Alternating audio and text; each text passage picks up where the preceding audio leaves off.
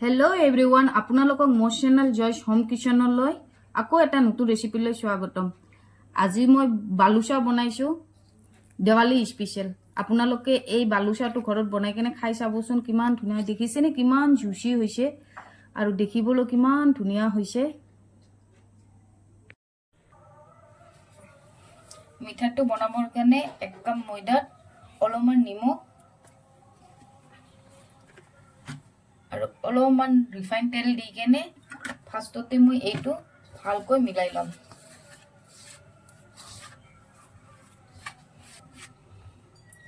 এতিয়া অলপকৈ পানী দি ময়দাটো ভালকৈ মাৰি লম।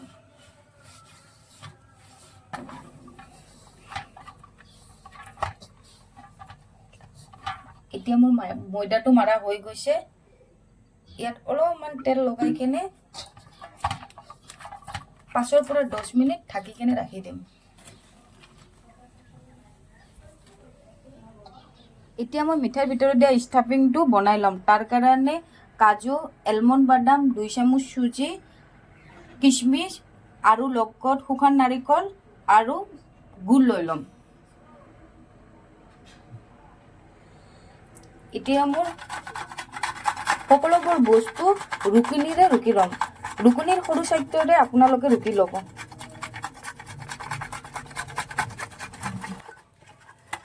আপোনালোকে যদি খুজে ৰুকনিৰ ডাঙৰ চাইডেও ৰুকিব পাৰে, আৰু যদি খুজে যে ঘৰত গুড় নাই তেতিয়াহ'লে চেনি দিও এই মিঠাইটো বনাব পাৰে। খাবলৈ খুবেই ভাল লাগে। দেখিছেনে মোৰ বস্তুবিলাক কিমান ধুনীয়া হৈছে ৰুকনিৰে ৰুকাৰ পিছত। এতিয়া মই ইয়াত কিশমিশ, বাদাম আৰু গুড়টো দি কেনে ভালকৈ মিলাই লম হাতেৰে। এতিয়া মোৰ কেৰাহীটো গৰম হৈ গৈছে। ইয়াত সুজিটো দি কেনে গোল্ডেন ব্ৰাউন হোৱালৈকে মই ভালকৈ ভাজি লম।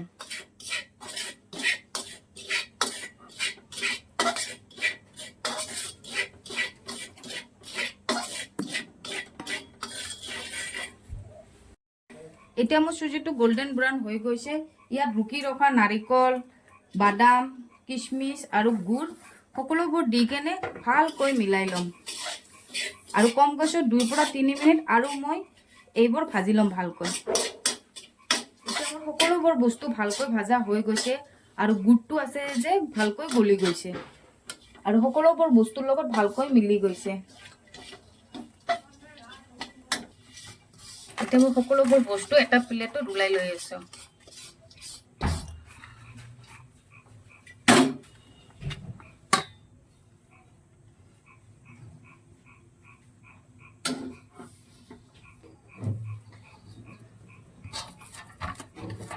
এতিয়া মই ৰুটি যেনেকৈ বনাই ঠিক সেনেকৈ এটা লৈ ভালকৈ গোল কৰি লম আৰু এটো ঠিক ৰুটিৰ দৰে মই বেলি লম। বেলতে মনত ৰাখিব বেছি পাতলাও নকৰিব, বেছি ডাঙৰো নকৰিব।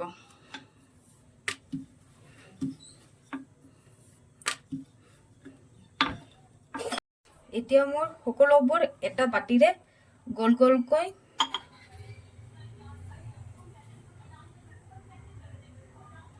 ঠিক এনেকৈ সকলোবোৰ কাটি লম। এতিয়া মোৰ গোটেইবোৰ ৰুটি বেলি কেনে কাটা হৈ গৈছে। এই ৰুটিবোৰৰ ভিতৰত সৰু চামুচৰে 1 চামুচকৈ ষ্টাফিং ভৰাই কেনে ইয়াৰ ওপৰত আৰু এটা ৰুটি দি কেনে সাইডবোৰ হালকা হাতেৰে পেষ্ট কৰি দিম।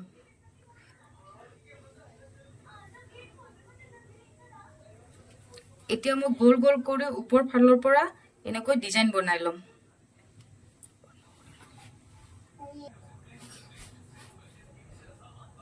ঠিক এনেকৈ ডিজাইন বনাই ল'ব। দেখিছেনে মই ডিজাইনবিলাক বনাই লৈছো এটা এটাকৈ। দেখিবলৈ কিমান ধুনীয়া হৈছে ডিজাইনবোৰ। ঠিক এনেকৈ আপোনালোকে বনাই ল'ব। লাষ্ট এটা বাজিছিল হেতুৰে মই ভাজা পিঠা বনাই লৈছো। এতিয়া মোৰ কেৰাহীটো গৰম হৈ গৈছে। এই কেৰাহীটোত ৰিফাইন তেল দি লম। তেলটো আমাক বেছি গৰম কৰিব নালাগে, যেতিয়া তেলটো অলপ অলপ গৰম হ'ব তেতিয়া আমি এই মিঠাইবোৰ এটা এটাকৈ ইয়াত ভাজি ল'ম। এতিয়া তেলটো গৰম হৈ গৈছে, এতিয়া এটা এটাকৈ এইটো ইয়াত মই এৰি কেনে কম গেছত গোল্ডেন ব্ৰাউন হোৱালৈকে ভাজি ল'ম। ভাজতে মনত ৰাখিব আপোনালোকে যে গেছটো যেন কমে থাকে।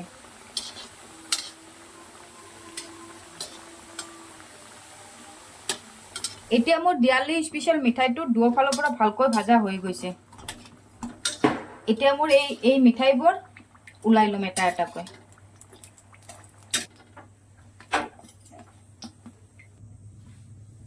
দেখিছেনে মিঠাইবোৰ দেখিব কিমান ধুনীয়া হৈছে। এতিয়া মই মিঠাইবোৰ চেনি চিৰাত এৰি দিম।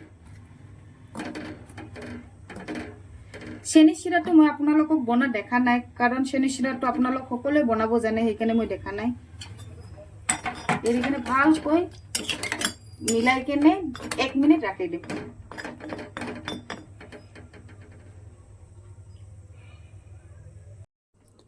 আপোনালোকক যদি মোৰ ভিডিঅ'বোৰ চাই ভাল লাগি আছে তেনেহ'লে লাইক কৰিব, শ্বেয়াৰ কৰিব, লগতে ছাবস্ক্ৰাইব কৰিব, আৰু যদি কিবা বেয়া লাগি আছে কমেণ্ট কৰি জনাব।